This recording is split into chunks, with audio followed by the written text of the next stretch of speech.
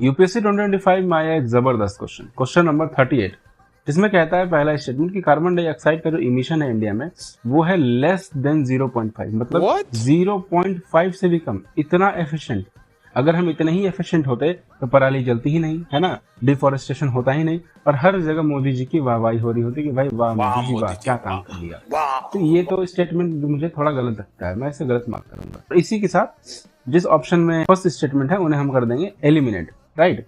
अब आते हैं इसी तरह सेकंड स्टेटमेंट में। सेकंड स्टेटमेंट कह रहा है कि जो CO2 का इमिशन है इंडिया में from the source of fuel consumption, उसमें इंडिया का रैंक क्या है, सेकंड। भाई ये तो अपोजिट बात हो गई। एक तरफ आप कह रहे हो कि हम इतने एफिशिएंट हैं कि इमिशन ही लेस देन है 0.5, ये तो अजीब बात है, और एक तरफ आप कह रहे हो कि इंडिया रैंक सेकंड है ना। तो ये तो भाई नहीं हो सकता है ना। तो इसको हम रखते हैं डाउटफुल सिचुएशन में। चलिए अब आते हैं थर्ड स्टेटमेंट में। थर्ड स्टेटमेंट में देखो कह रहा है कि जो CO2 का लार्जेस्ट सोर्स है इंडिया में इमिशन का, वो क्या है, इलेक्ट्रिसिटी और हीट पोल्यूशन। ये तो भाई फैक्ट है ना, ये तो सच है कि इलेक्ट्रिसिटी जो इंडिया में बनती है वो बनती है हमारी कोल से, और कोल से बनेगा तो CO2 तो रिलीज होगा ही। तो ये तो हमें पता चल गया कि ये जो पर्टिकुलर स्टेटमेंट है वो है एब्सोल्युटली करेक्ट, राइट। तो अब देखते हैं ऑप्शंस में।